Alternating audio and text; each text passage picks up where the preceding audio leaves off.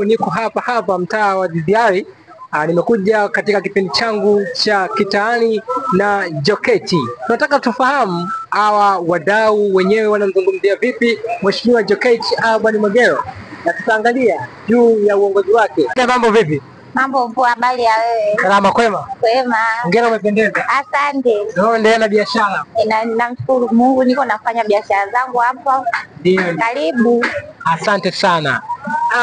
Ni katika maisha yako ni mwanamke yupi ambaye anakuvutia kama role model wako, au ni mtu gani ambaye unamuona wewe kama role model wako, unajifunza mengi kutoka kwake?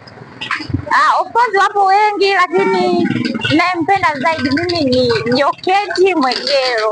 Okay, unampenda Joketi Mwegelo? Ndio. Kwa nini ni Joketi Mwegelo na sio wanawake wengine?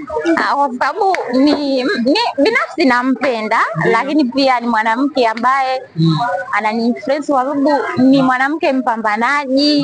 Ndio tumemwona katoka mbali sana, kaanza mdogo mdogo anapambana, mwisho wa siku kaja kuwa mtu mkubwa kabisa. Kwa anani influence of course, natamani na mimi niwe kama yeye siku moja.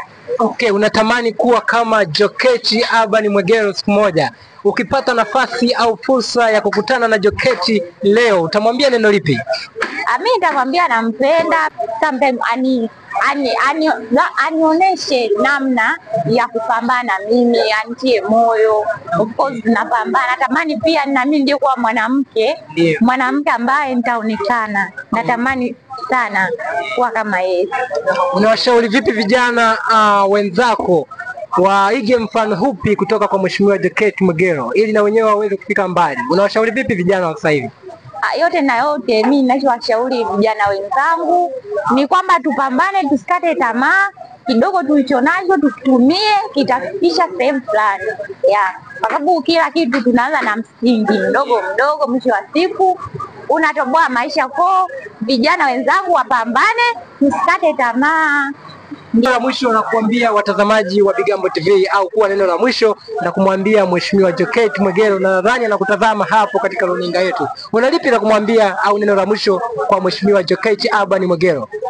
Mimi cha kumwambia Mheshimiwa Joketi Mwegelo ni kwamba nampenda, pia ni huko aliko akaa akijua kabisa kuna watu wake huku chini tunatamani tuwe kama yeye, tunahitaji support yake. Okay, ulikuwa na mimi mtangazaji wako Musa Elias Bigambo na msemaji mkuu wa Mheshimiwa Joketi Alban Mwegelo. Nikutakie mchana mwema na endelea kuwa na sisi katika vipindi vijavyo.